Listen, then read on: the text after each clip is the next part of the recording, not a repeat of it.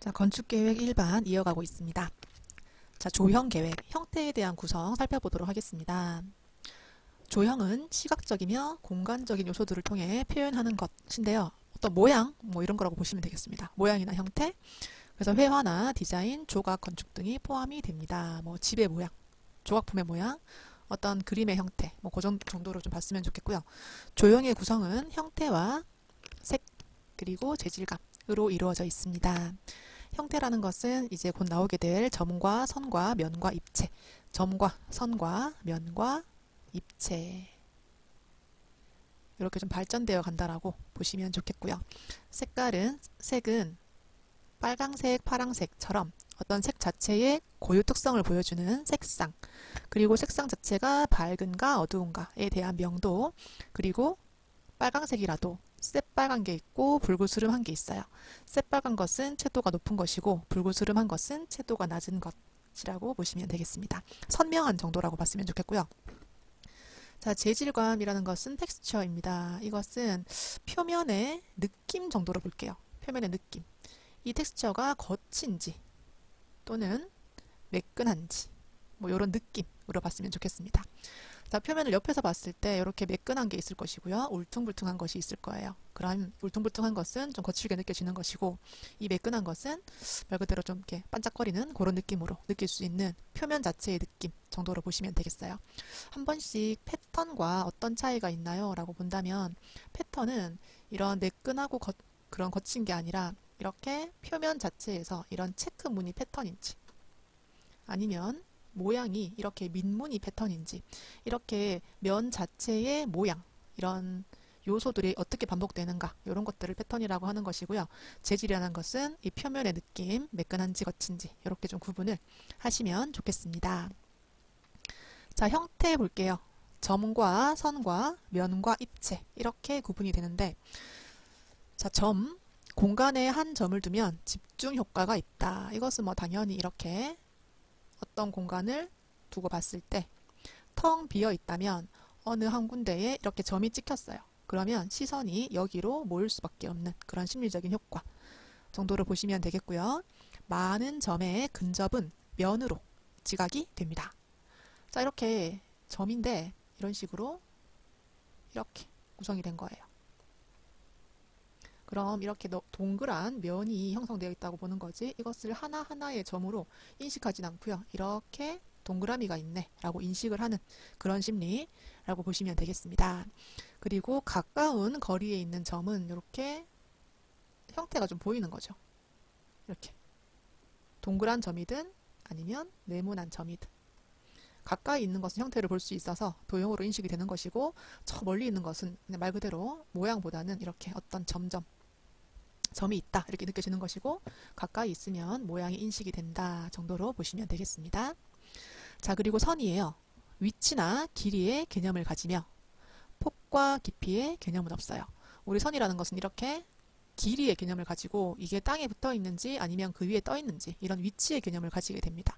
그렇지만 이 선 자체에서 폭을 느껴버리면 이것은 면으로 인식될 가능성이 높아요. 그래서 이렇게 아래쪽에 있는 것처럼 폭은 느껴지지 않고 길이만 느껴지는 것, 이런 것들을 선이라고 인식을 하시면 되겠습니다. 자, 문제에 많이 나오는 것은 이거죠. 수평선, 수직선, 사선, 곡선. 이 네 가지를 구분하는 건데, 잘 생각을 한번 해보면 답을 좀 찾을 수 있는 그런 문제입니다. 일단 수평선은 옆으로 넓게 펼쳐진 건물이에요. 예를 들자면 요즘은 좀 개념이 바뀌었지만 예전에 이런 학교, 한 3층 정도 되는 학교가 옆으로 길게 늘어서 있죠. 이렇게 학교를 보면은 굉장히 안정되고 넓게 느껴지는 그런 특징을 가질 수 있습니다. 자, 그 다음 수직선은 이렇게 위로 올라가는 건물인데요. 어떤 주상복합 건물이라던가 아니면 뭐 법원, 아니면 은행 이런 것들 굉장히 높게 짓죠. 우리 홍콩에 가보셔도 되게 높은 건물이 IFC 빌딩 이런 것들도 보면은 굉장히 높게 지어서 이 도시의 랜드마크 역할을 하기도 하지만, 이런 엄숙하고 좀 고결한 느낌을 주게 되고요. 높이감과 올라가는 느낌, 상승감을 느끼게 됩니다. 옛날 같은 경우엔 아마 신전이 있을 거예요. 어떤 성당 같은 것들도 굉장히 높게 지어서 엄숙하고 고결한 느낌을 준다라고 보시면 되겠습니다. 뭔가 압도가 되는 거죠. 자, 그리고 사선 건물은 율동감, 그리고 운동감, 그리고 역동성 이렇게 느껴집니다. 건물 자체가 사선으로 잘 가진 않겠지만, 예를 들어서 뭐 이렇게 어떤 사선 제한으로 인하여 이런 모양의 건물이 나오면 이렇게 일자로 가 있는 것보다는 또는 수평으로 가 있는 것보다는 훨씬 더 역동적이고 운동성을 느끼게 됩니다. 그래서 우리 그 어떤 패턴 같은 것들도 이렇게 옆으로 기울어진 형태를 주게 되면은 굉장히 운동감이 느껴지는 그런 것들이고요. 곡선은 유연하고 우아하고 부드럽고 운동감을 느끼는 형태인데 우리 인면보다는 평면적으로 봤을 때 이렇게 좀 둥글게 미술관이나 어떤 여러 가지 건물들을 이렇게 둥근 형태로 지어주면은 아주 유연하고 우아하면서 부드럽고 또 운동감도 같이 느끼게 됩니다. 그렇지만 사선에서 느끼는 운동감과 사선에서 느끼는 저런 운동감과 곡선이 느끼는 운동감은 분명 느낌은 다를 겁니다. 그렇지만 조금 더 역동적인 것은 사선이라고 볼 수 있을 것이고 곡선은 우아하면서도 운동감을 느낀다라고 구분을 좀 하시면 되겠어요. 문제에 많이 나오는 것은 이 수직선 문제인데요. 일단 문제 안에 답이 있습니다. 구조적인 높이감, 위로 상승하는 느낌, 그리고 존엄성, 뭐 신전, 옛날로는 신전, 요즘으로는 성당, 아니면 높은 교회들, 그리고 은행이나 법원 등도 좀 이렇게 약간 압도되는 느낌을 주기 때문에 많이 높게 사용을 하는데 수직선 자체의 특징, 이 문제로 많이 출제되고 있습니다.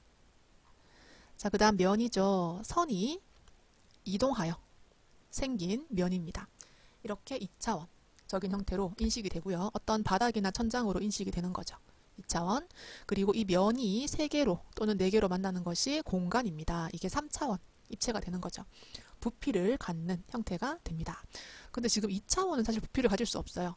2차원은 only 면적이죠. 선이 이동하여 생기는 것. 여기서 말하는 부피는 3차원에서 해당이 되는 것이고요. 이것은 세제곱미터의 값을 가질 수 있는 부피를 갖는 것. 그것이 면이라고 보시면 되겠습니다. 자, 색채의 구성 한번 살펴보도록 할게요. 이 색채라는 건 실내 건축 기능사라던가 아니면 컬러리스트 이쪽에서는 굉장히 중요하게 다루고 있는 부분이고 여기서는 뭐 이제 어떤 색상과 명도와 채도를 구분하는 정도, 그 정도로 문제가 출제가 될 겁니다. 그리고 여기 보색 대비, 한난 대비, 연변 대비 이런 것들 용어의 뜻을 알고 있는지 그런 것들 많이 출제가 될 건데요. 자, 먼저 색채의 구성. 색채는 색상 아까 우리 설명했던 빨강, 파랑 등이 가지는 성질, 그 구별되는 성질입니다. 그리고 색상이라는 것은 유채색에만 발생을 해요. 무채색은 채도가 없다는 소리인데요. 무채색은 흰색, 그리고 회색, 그리고 검은색, 흑색 이렇게 이동되는 것으로 여기에는 어떤 빨강, 파랑 등의 어떤 성질은 없어요. 그래서 이런 것들은 색상을 가지지 않는 것이고요. 유채색이 아니라 무채색이라고 부르고 있습니다. 그리고 채색에 들어가는 이 채도는 색에 선명한 정도인데요. 처음부터 색이 없기 때문에 무채색이기 때문에 색상도 없지만 채도도 없다라고 보시면 되겠습니다. 오로지 이 명도만 가지고 있는 것이 무채색입니다. 무채색에서 명도라는 것은 명도가 무채색만 있는 건 아닙니다. 유채색에도 명도가 있고 무채색에도 명도가 있어요. 밝은 빨강이 있고 어두운 빨강이 있죠. 그리고 밝은 파랑이 있고 어두운 파랑이 있어요. 그리고 밝은 무채색은 흰색, 어두운 무채색은 검은색 이렇게 봤을 때 색의 밝고 어두운 정도, 밝을 명자 쓰겠죠. 자, 그리고 채도는 새빨강과 붉으스름 한으로 구분되는 탁하거나 선명한 정도입니다. 자, 용어 구분을 좀 하시고요. 문제 잠깐 보시면 같은 계통 색상이라도 밝고 어두운 정도 하면 답 나왔죠. 이처럼 색채의 밝기를 나타내는 성질과 밝음과 감각을 어느 정도 밝게 느껴지는가 이렇게 느끼시면 되겠습니다. 밝음과 감각이라는 것은 그것을 수치화하는 것을 명도라고 보시면 되겠습니다. 자, 그리고 보색 대비, 한난 대비, 연변 대비 이것도 한 번씩 문제에 나와서 옆에 키포인트로 정리를 해놨는데요. 보색 대비라는 것은 보통 색상원에서 서로 반대쪽에 위치한 배치입니다. 그것을 보색이라고 하고요.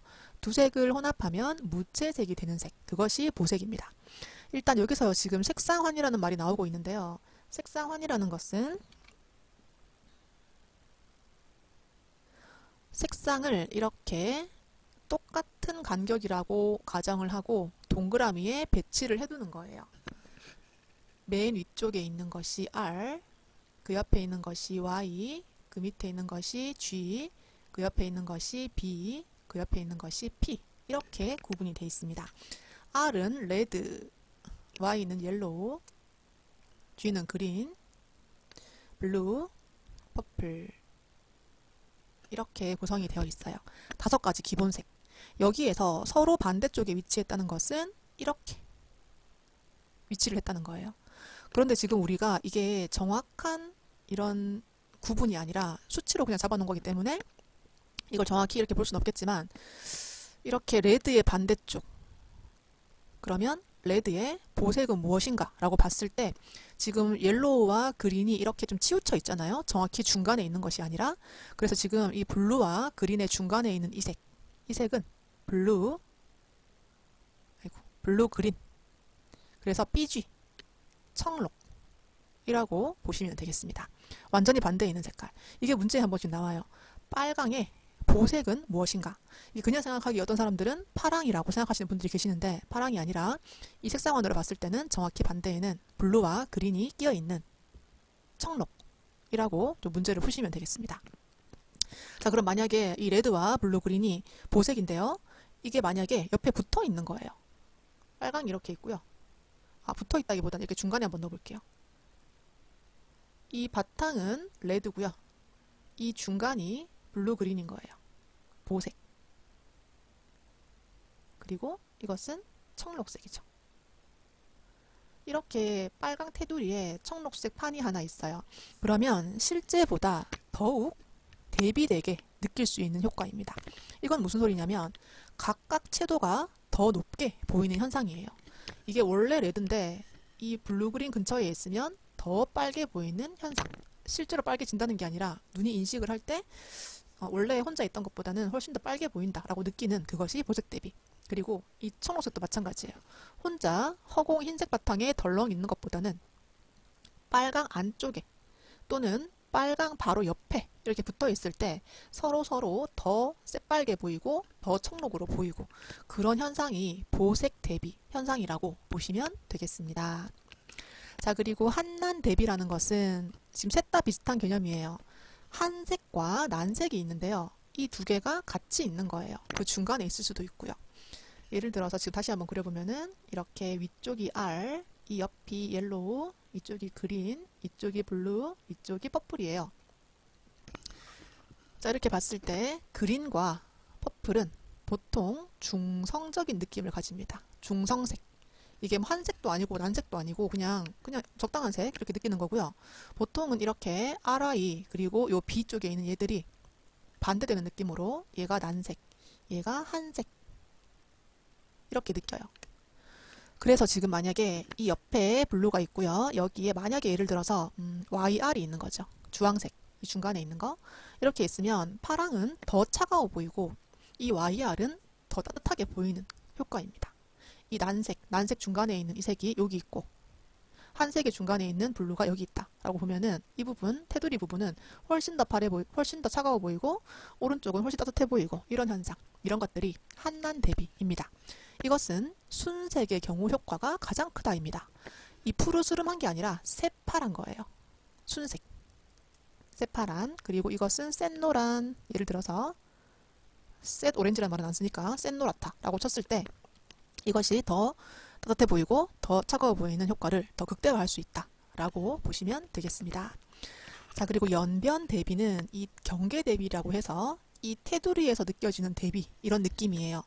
명도 대비의 일종으로 두 색의 경계 부분이 실제 명암보다 강하게 느껴지는 현상이라고 보시면 되겠고요. 같은 색이라 해도 밝은 색과 인접해 있는 부분은 더 어두워 보이고 어두운 색과 인접해 보이는 부분은 더 밝아 보인다입니다. 만약에 예를 들어서 이 왼쪽이 새까만 거예요. 순수한 검은색.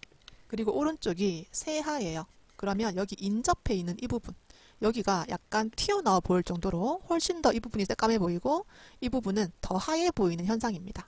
여기보다 이 옆쪽에 테두리가 아니라 이 양쪽에 있는 그냥 따로 떠 있는 부분보다 이 테두리 부분이 훨씬 더 두드러지게 대비가 되어 보인다. 어두운 것은 훨씬 어두워 보이고 밝은 것은 훨씬 밝아 보이고 이렇게 하는 것들을 대비 효과라고 보시면 되겠고 이 세 개는 문제에 좀 많이 나오는 거니까 따로 정리를 해두었습니다. 자, 그리고 여기 아래쪽 색상에 대한 게 한 번 더 나오는데 여기 가산 혼합 삼원색 그리고 감산 혼합 삼원색 이 두 가지가 나와요. 굉장히 좀 중요한 부분이라서 참고로 정리를 해놨는데 일단 가산 혼합은 색광이라고 돼 있죠. 빛의 혼합입니다. 그리고 색료는 염료라고 제가 설명을 좀 드릴게요. 염료 또는 색소, 물감을 우리가 섞는 거예요. 물감. 이 삼원색은 레드와 그린과 블루로 이루어져 있고요. 빛을 만약에 빨강색 빛과 녹색 빛과 파랑색 빛을 한 공간에 쏴요. 그러면 얘들이 점점점 밝아져서 합쳐져 있는 부분은 흰색으로 굉장히 밝게 보이게 됩니다. 그런데 우리 물감은 반대죠. 색깔을 섞으면 섞을수록 검은색이 되어요. 아까 우리 보색을 섞으면 검은색이 된다라고 잠깐 얘기가 나온 적이 있습니다. 그것처럼 이렇게 마젠타와 옐로우와 사이언 이 세 가지 색깔을 섞으면 검은색이 되는데요. 이거 우리 참고로 어디서 알 수 있냐면 CMYK라는 방식이 있고요. 그리고 RGB라는 방식이 있습니다. 우리가 일반적으로 생각했을 때 RGB는요. 모니터에서 주로 활용되는 방식이고요. CMYK는 프린터에서 사용되는 방식입니다. 예를 들어서 사이언과 마젠타와 옐로우와 이 세 개를 섞으면 검은색이 되는데요. 거기에 K는 뭐냐면 순수한 검은색이 추가가 되어 있는 방식이에요.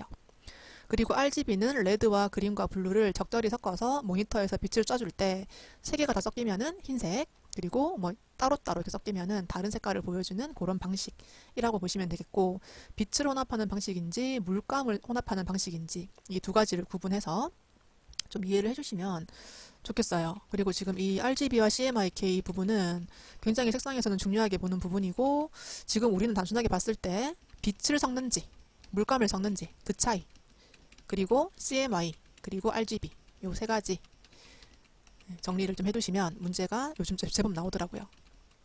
자, 그런 다음 건축 형태의 구성으로 한번 넘어가 보도록 하겠습니다.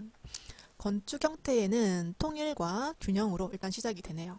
자, 먼저 통일은 공통되는 요소에 의해 전체가 일관되어 보이는 것입니다. 또는 각기 다른 특성을 가진 요소들이 서로 어울리게 관계되어 하나로 결합되는 특성. 같은 크기의 연속이나 같은 색깔의 사용, 일정한 모듈의 반복. 모듈이라는 것은 같은 크기를 이렇게 정리를 해놓은 것입니다. 제가 예를 들자면 어떤 아파트 건물을 잠깐 볼게요. 아파트 건물이고요. 같은 모듈에 창문이 이렇게 계속 반복이 되는 거예요. 그러면 이 전체 건물이 하나의 덩어리로 이렇게 인식이 되는 거죠. 근데 만약에 예를 들어서 같은 건물인데 큰 창, 작은 창, 또 큰 창, 또 적당한 창 이렇게 되면은 이게 하나의 창으로 인식되는 게 아니라 따로따로구나 라고 느끼는 형태입니다. 그래서 지금 두 개를 두고 봤을 때 이 오른쪽에 있는 같은 창에 연속된 아이들이 훨씬 더 통일되어 보이고 같은 건물로 일관성을 가진다 라고 보시면 되겠습니다. 자, 그 다음 균형입니다. 모양과 크기가 다른 둘 이상의 요소에서 부분과 부분, 부분과 전체 사이에서 시각상의 힘이 어느 한쪽으로 기울지 않고 시각적인 안정감을 이루며 평형 상태를 느끼게 하는 것. 시각적 무게의 동등한 분배. 제가 균형을 설명할 때는 한 번씩 이 그림을 좀 그려드리는데 어떤 시소가 있고요. 왼쪽엔 큰 게 있고 오른쪽엔 작은 게 있어요. 이럴 때는 전혀 두 개가 균형되어 보이지 않아요. 그런데 이렇게 한번 해보는 거죠. 이 축을 이렇게 가벼운 쪽으로 이렇게 몰아버리는 거예요. 그러면 이게 두 개가 어떤 수평을 좀 이룰 수 있지 않을까라고 한번 생각을 해보는 거죠. 이 축이 만약에 여기 있지 않고 중간에 있었다면 무조건 이쪽으로 쏠리게 돼 있어요. 이 균형은. 그런데 이것을 조금 위치를 틀어서 많이 옮겨준다면 완전 평행은 아니겠지만 훨씬 더 이런 균형감이 있는 형태를 느낄 수 있습니다. 자, 이런 거고 여기서 느껴지는 게 이제 시각적인 안정감 정도로 보시면 되겠죠. 자, 균형에는 대칭으로 시작이 되는데요. 중앙의 수직축을 중심으로 거울에 면하듯이 양쪽이 똑같은 위치와 형태로 반복적이고 시각적인 안정감을 주며 사람이나 곤충, 식물 등 자연적 형태가 있고 인공적 형태가 있다 입니다. 보통 예를 들어서 중앙에 수직축이 있어요. 그리고 왼쪽에 어떤 이런 나비 날개 같은 형태가 있죠. 이것을 거울로 본다면 반대쪽이 이렇게 똑같은 모양으로 됩니다. 이렇게 되는 것을 대칭, 대칭이라고 하고요. 보통 사람을 보셔도 이렇게 중간을 기준으로 완전히 같진 않지만 어느 정도 좀 같이 느껴지는 그런 느낌을 받게 됩니다. 중간을 기준으로 반을 탁 접어주는 거죠. 곤충도 마찬가지. 잠자리라던가 나비도 중간을 기준으로 반을 탁 접었을 때 느껴지는 뭐 그런 것들이라고 보시면 되겠습니다. 자, 대칭 요 내용을 잠깐 보시면 반사가 있고요. 방금 그린 요런 형태들이 반사. 양쪽이 똑같은 거. 그리고 반복은 똑같은 형태가 계속 반복이 되는 거예요. 그럼으로 인해서 전체적으로 좀 균형감을 느끼는 그런 거고, 회전도 우리 대칭의 어떤 일종인데 방사 대칭이라는 말을 씁니다. 어떤 점을 기준으로 이렇게 펼쳐져 나가는 거죠. 이것이 꽃이기도 하고요. 꽃일 수도 있고 아니면 어떤 호수에 돌을 던졌어요. 이렇게 퍼져나가는 것. 그런 것들도 어떤 방사의 형태라고 보시면 되겠습니다. 중심축을 기준으로 회전하듯이 붙어 있는 것. 보통 대표적으로는 이런 꽃이 있겠죠. 자연의 형태라고 보시면 되겠습니다. 자, 그리고 비례. 비례라는 것은 어떤 기준이 하나 있고요. 여기에서 어느 정도의 비율로 커지는가의 문제입니다. 수리적인 비율. 이게 2배씩 커질 수도 있고 아니면 뭐 1.5배씩 커질 수도 있고 이렇게 수리적인 비율에 의하여 점점점 커지는 거. 그렇게 해서 전체를 구성하는 느낌이라고 보시면 되겠고요. 그리고 황금 비율에 대한 이야기가 나와요. 보통 우리 황금 비율은 제가 어디서 좀 보게 되냐면 보통 사람을 이렇게 두고 봤을 때 가로와 세로의 비율을 가로가 1일 때 세로가 1.618 정도의 비율로 보게 되고요. 그리고 우리 교회에 가면은 십자가 있죠. 십자가. 그것이 황금 비율에 뭐 계속하는 그런 겁니다. 물론 사람은 황금 비율은 아니에요. 아니지만 이렇게 표현을 할 때 그런 경우가 있고요. 대표적으로는 이렇게 십자 형태. 가로가 1일 때 세로가 1.618 정도로 보시면 되겠습니다. 자, 그리고 리듬. 리듬은 시각적 강약이 규칙적으로 나타나는 것. 움직임이 반복되거나 단조롭지 않아야 하며 변화 있는 반복이 필요합니다. 아까 이렇게 점점점 커지는 것, 이런 것들도 리듬이 될 수 있을 것이고요. 또는 크다가 작다가 크다가 작다가 이렇게 반복되는 것, 이런 것들이 좀 퐁당퐁당 리듬감을 느끼게 해주는 뭐 그런 요소라고 보시면 되겠습니다. 리듬의 종류 보시면 똑같은 게 반복되는 것도 리듬이고요. 점점 커지는 것도 리듬이에요. 그리고 컸다가 작았다가 이렇게 억양도 리듬이라고 볼 수 있고요. 주도와 종속인데요. 공간의 모든 부분을 지배하는 시각적인 힘, 주도하는 게 있고 거기에 속하는 이것들을 좀 도와주는 그런 효과 정도를 가지는 것이 종속입니다. 그리고 이런 것들이 이렇게 개성적으로 그리고 이런 것들이 아주 그냥 적절하게 잘 된 것을 주도와 종속이 적당히 이루어져서 리듬감이 있다라고 느껴지는 것입니다. 예를 들어서 어떤 공간에 흰색이 주도적으로 80%가 차지를 하고 있고요. 거기에 빨강색 포인트가 점점이 20%를 차지하고 있는 거예요.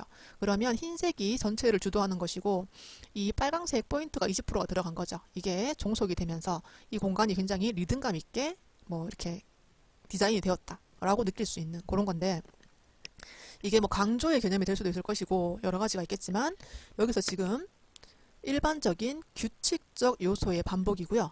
시각적인 질서를 부여하는 거예요. 여기 아까 방금 예를 들었던 흰 바탕의 빨간 점도요. 흰 바탕의 전체를 주도하면서 이렇게 전체를 압도를 하는데 거기에 조금 재미난 요소로 빨간 점들이 통통통통 들어가는 거예요. 그래서 빨간 점들의 반복으로 디자인에 시각적인 질서를 부여하고 그리고 통제된 운동 감각을 보여주는 겁니다. 그냥 운동이라고 느껴진다면 뭐 어디로 공간을 벗어난다거나 이럴 수 있겠지만 이 공간 안에 종속이 되어서 어떤 흰 바탕에 리듬감을 부여하는 것, 그런 것들을 리듬이라고 좀 풀어주시면 되겠고요. 이것은 강조가 될 수도 있지만 강조는 이렇게 해서 어떤 면 하나가 강조될 때, 이럴 때 조금 더 크게 보는 그런 느낌이 아닐까라고 생각해서 이 문제는 리듬이 정답이다라고 보시면 되겠고, 반복이라는 게 굉장히 좀 특징이죠. 강조는 반복보다는 하나의 점으로 보통 이루어진 것이 좀 크다라고 봤을 때 1번이냐 3번이냐 좀 헷갈릴 때는 이런 키워드들을 잡아서 반복이라는 키워드 등을 잡아서 문제를 풀어주시면 좋겠어요. 자, 그리고 조화롭다라는 게 굉장히 좀 개인적인 의견일 수도 있겠지만은 둘 이상의 요소가 서로 관계를 맺어 어울리도록 만드는 것이 조화입니다. 둘 이상의 요소 또는 부분의 상호관계에서 서로 너무 분리되거나 배척, 이게 밀어내는 게 아니라 좀 조화롭게 들어와서 통일된 느낌을 가지면서도 미적 효과를 나타내는 그런 것들이 조화입니다. 일단 첫 번째 조화로운 것은 유사의 형태가 될 수 있겠죠. 이렇게 네모난 형태가 있으면 좀 작더라도 네모가 있고 좀 작더라도 네모가 있고 이렇게 되면은 서로 좀 조화롭게 형태를 가진다라고 느낄 수가 있습니다. 그래서 형태나 색상, 재질 등이 서로 비슷하게 모여서 이렇게 크기는 변화했지만 그래도 이 자체가 통일감이 느껴진다. 이 모양이 유사하다는 거죠. 그래서 온화하면서 안정적인 느낌까지 주는 것, 그것이 유사조화고요. 대비조화는 아까 우리 봤던 무슨 색상 대비 같은 거 이렇게 보시면 완전히 보색 대비이지만 서로 상반되지만 그래도 이 자체가 굉장히 강렬하면서 화려한 느낌을 주면서 크게 배척되는 것이 아니라 이 또한 조화롭다라고 느껴지는 거죠. 이런 것들은 어떤 아프리카에서 느껴지는 에스닉한 패턴들 그런 것들 굉장히 강렬해요. 그렇지만 이 색깔이 서로 보색이라고 완전 밀어내는 것이 아니라 어떤 하나의 스카프 같은 것들도 하나의 강렬하지만 어떤 아름다운 패턴 이런 것들을 보여줄 수 있습니다. 그래서 대비가 되지만 조화롭다라고 보는 것. 입니다. 자, 이제 색채 계획 한번 살펴보도록 할게요. 우리 색채 계획은 아까 잠깐 뭐 색상, 명도, 채도 이 정도로 봤었었는데 먼셀 표색계 요거 다시 한번 제가 그림으로 설명을 한번 드려보도록 할게요. 여기서 지금 대표적으로 R, Y, G, B, P 이렇게 5가지 색깔이 기본색으로 볼 수 있고요. 이것을 색상환이라고 하는 동그란 색상판에다가 배치를 해보는 거예요. 실제 난색은 조금 더 그 길이가 길고요. 한색은 길이가 짧아요. 짧다는 것은 어떤 프리즘이라는 거 뭔지 아시죠? 이렇게 햇빛을 어떤 삼각형 판에다가 이렇게 펼쳐보시면 무지개 선으로 이렇게 나눠지는 거 알고 계실 거예요. 그래서 난색은 좀 길게 나오고 한색은 짧게 나오는 그런 어떤 현상이 있는데 그것을 그냥 같은 간격이다라고 가정을 하고 이렇게 배치를 해놓은 그것이 색상환이에요. 그래서 제일 위쪽에 R, 그 옆에 Y, 그 옆에 G, 그 옆에 B, 그 옆에 P 이렇게 배치가 되어 있고요. 그 사이사이에 이 사이사이에는 YR, 여기는 GY, 여기는 BG, 여기는 PB, 여기는 RP 이렇게 사이사이에 그 두 개를 섞은 색깔이 들어가는 뭐 그런 어떤 구성입니다. 그것을 이제 먼셀, 미국의 화가예요. 화가인가? 어떤 색상학자? 이런 사람이 정리를 해놓은 것이고 이것을 우리나라 표준 색깔에서 활용을 하고 있습니다. 자, 그래서 보색은 색상환의 반대편의 위치라고 했고 아까 제가 레드의 반대는 블루나 그린이 아니라 그 바로 밑에 있는 블루 그린, BG라고 설명을 했습니다. 그래서 빨강의 보색은 청록색입니다. 이것을 하나하나 세도 좋겠지만 이렇게 동그라미로 그림을 그려서 같은 간격으로 R, Y, GBP를 그려놓으면 이렇게 자동으로 답이 나오고요. 혹시나 뭐 다른 문제가 나오더라도 이 그림을 통해서 우리는 문제를 좀 풀 수도 있는 그런 상황이다라고 보시면 좋겠어요. 자, 그리고 옆에 보시면 빨강의 순색은 무언가요? 라고 하는데 5R이라고 나오죠. 1R, 2R, 3R, 4R, 5R, 6R, 7R, 8R, 9R, 10R 이렇게 10개로 레드를 구분을 해 놓은 거예요. 이 색상이 좀 새빨간 것은 중간에 들어가는 5R이고요. 여기는 색깔이 조금 덜 들어갔고 더 들어갔고 뭐 그런 느낌으로 보시면 되겠습니다. 5R 순수한 빨강색이고요.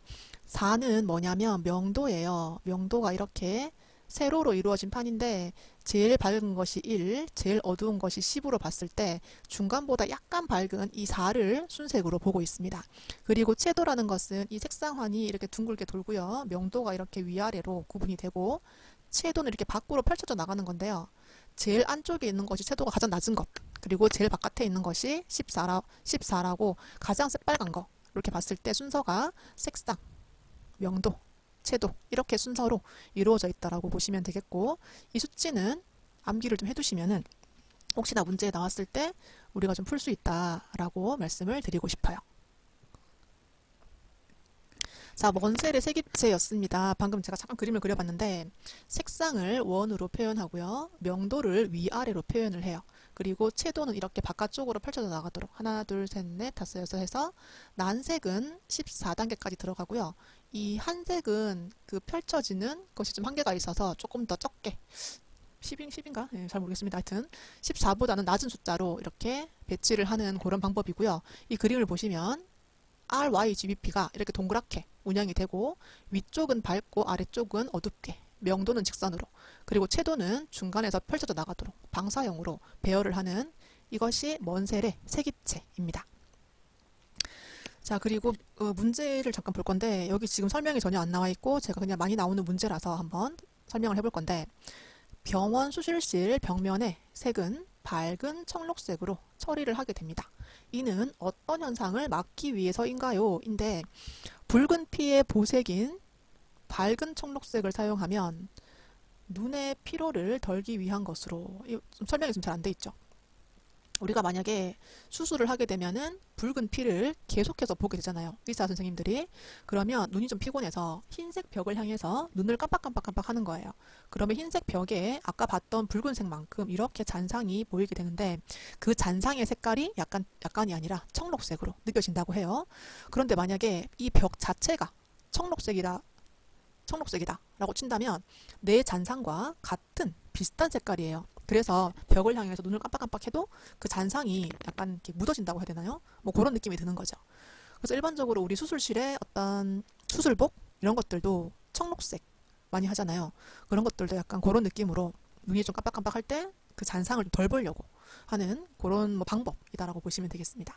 그래서 보색 잔상, 이 빨강색의 보색인 청록색이 잔상으로 남는 그런 현상을 좀 막아주기 위해서 벽면을 청록색으로 하는 것, 그것이 잔상 현상 되겠습니다. 자, 그리고 1번에 보시면 말이 좀 어려운 것 같아가지고 설명을 좀 드리려고 하는데 푸르키네 현상이라는 게 있어요. 푸르키네. 옆에 보시면 색광, 빛의 그런 색상에 대한 시감도가 명암, 수능 상태에 따라 달라지는 현상입니다. 이거 말도 어렵죠.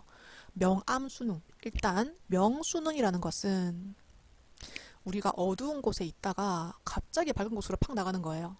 예를 들어서 터널에 있다가 그 밝은 곳으로 나가는 거죠. 순간적으로 뭔가 잘 안 보여요. 너무 밝으니까 눈이 수능할 시간이 필요합니다.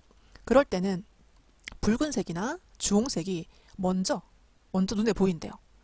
그리고 반대로 암수능이라는 것은 밝은 곳에 있다가 갑자기 어두워지는 거예요. 예를 들자면 어떤 영화관처럼 밝은 화면을 계속 보고 있는 거죠. 눈이. 그러다 갑자기 정전이 된 거예요. 그러면 이게 확 어두워지면서 파랑색이 상대적으로 밝게 보이는 현상입니다. 그래서 우리가 한번 생각을 한번 해보면 비상구 보통은 약간 청록색 아니면 녹색 그림이 왜 이렇죠? 사람이 뛰어나가는 걸 그리고 싶은데 비상구 이렇게 그림을 보면요. 보통 푸른 톤의 색깔을 많이 결정을 해요. 그렇다는 것은 우리가 밝은 실내에 있다가 전기가 팍 나가버린 거죠. 불이 났거나 어떤 사고가 나서. 그럴 때 내가 비상구를 찾아야 되는데 그럴 때는 파랑색이 먼저 눈에 보인다고 해요. 그래서 이 비상구에 이 조명 색상을 녹색이나 파랑색으로 많이 하고 있습니다. 그래서 화재 등으로 갑자기 정전될 경우 암 수능 시에는 상대적으로 잘 보이는 푸른 톤의 비상구 표시 등이 설치됩니다. 그것이 푸르키네 현상이고요. 굉장히 말이 어렵지만 뭔가 비상구 이런 것들 나오면 이 푸르키네 현상이라고 좀 찍어주시면 좋겠습니다. 밑에 암 수능에 대한 설명 나와 있으니까 다시 한번 읽어보시고요. 자, 먼셀 표색계에서 OR 그리고 4, 14 이렇게 되어 있는데 색상, 명도, 채도의 순서예요. 생명체. 그러면 명도는 무엇이냐? 생명체에서 두 번째 있는 4 되겠습니다. 이렇게 문제 푸시고요. 만약에 문제에서 채도가 뭐게요? 라고 한다면 이렇게 찍으시면 되겠죠. 여기서는 지금 명도를 물어봤기 때문에 2번으로 답을 적으시면 되겠습니다. 자, 그리고 그 밑에 있는 문제는요. 그냥 생각을 한번 해보면 풀 수 있는 문제예요. 배경이 까매요. 그러면 당연히 노란색. 가장 밝으면서도 명도가 높은 색상이 좀 많이 들어가 있는 그런 것들이 좋은데 같은 색상 중에서도 이 노랑이 굉장히 밝고 눈에 확 띄기 때문에 우리 시꺼먼 도로의 중앙선 노란색으로 많이들 하죠. 가장 잘 보이게. 그래서 정답이 1번이고요. 그냥 생각을 한번 해보면은 배경이 어두울수록 명도가 높은 색상이 가시도가 높다라고 풀어주시면 되겠습니다. 그리고 특제계획 한 사례가 있어서 한번 넣어봤고요.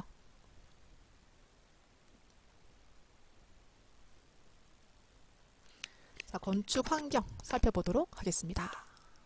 자, 건축 환경은 자연 환경에는 덥고 춥고 그 기온, 그리고 습도, 그리고 태양이 어느 정도로 들어오는지 1조 이렇게 있는데, 자, 먼저 기온은 전체 대기, 공기의 온도, 대기권에 있는 공기의 온도, 그리고 계절에 의한 태양 에너지의 변화, 태양빛이 많이 들어올수록 좀 뜨거울 것이고 덜 들어올수록 춥고 뭐 그런 거라고 보시면 되겠고요.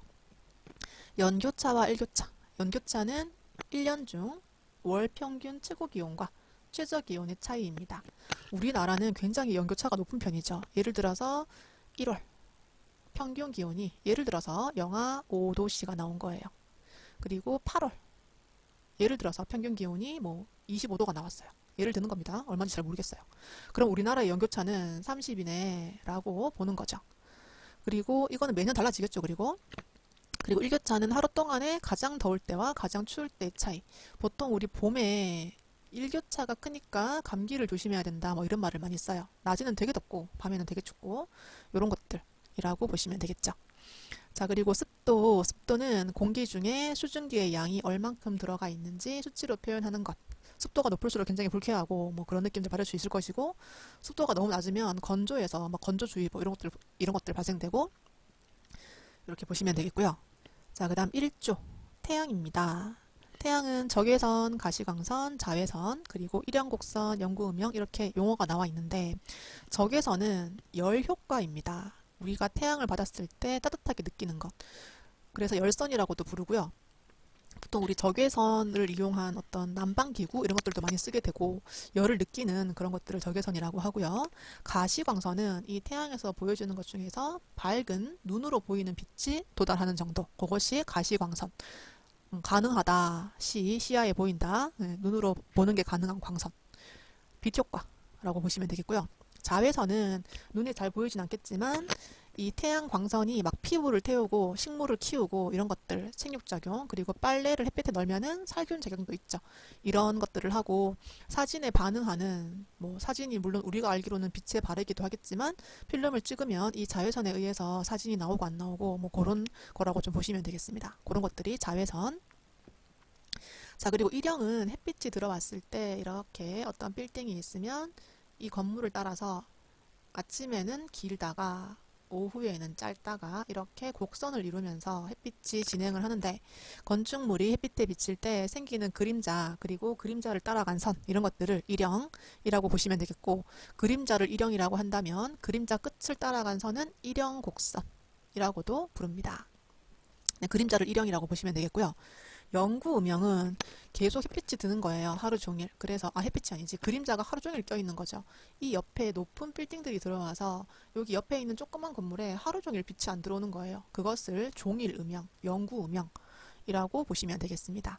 계속 1조가 햇빛이 없는 부분입니다. 자, 문제 잠깐 보시면은요. 다음 중 자외선의 작용이 아닌 것은 뭘까요? 자외선, 빛발금은 가시광선이라고 했고 열은 적외선이라고 했어요. 이거를 제외한 2번, 3번, 4번이 자외선의 작용이었고요. 1번은 가시광선에 대한 설명이었습니다. 자, 그리고 1조를 무조건 받아들이는 게 아니라 우리 건물은 여름에는 1조를 좀 차단을 해주셔야 되고, 너무 더운데 햇빛이 계속 들어오게 하면 더 더우니까 차단을 하셔야 되는 거고, 겨울에는 좀 빛이 들어오도록 해줘야 돼요. 그래서 일반적으로는 차양, 이렇게 창문 앞에 이런 막 같은 걸 둬서 햇빛이 들어오지 않도록 해주는 차양, 그리고 2층에 발코니가 있으면 아래쪽에 빛이 약간 덜 들어오는 그런 효과가 있고요. 루버는 목재나 이런 철제 같은 것들을 일정 간격으로 이렇게 배치를 하는 거예요. 그러면 각도에 따라서 빛이 이렇게 들어올 수도 있겠지만 높은 빛은 가려주는 그런 것들이 루버고요. 유리에 열을 흡수하는 흡열유리, 그리고 이중유리, 유리와 유리 사이에 진공층을 두어서 햇빛이 들어와도 열이 덜 들어올 수 있도록 하는 이중유리, 그리고 유리를 이렇게 벽돌처럼 쌓아서 만드는 유리블럭인데요. 시선은 차단하면서 햇빛도 좀 가려주는 대신에 빛은 들어오게 하는 그런 효과. 그리고 식수는 나무를 심어서 그 나무 자체의 그림자를 이루도록 해주는 것들을 식수라고 합니다.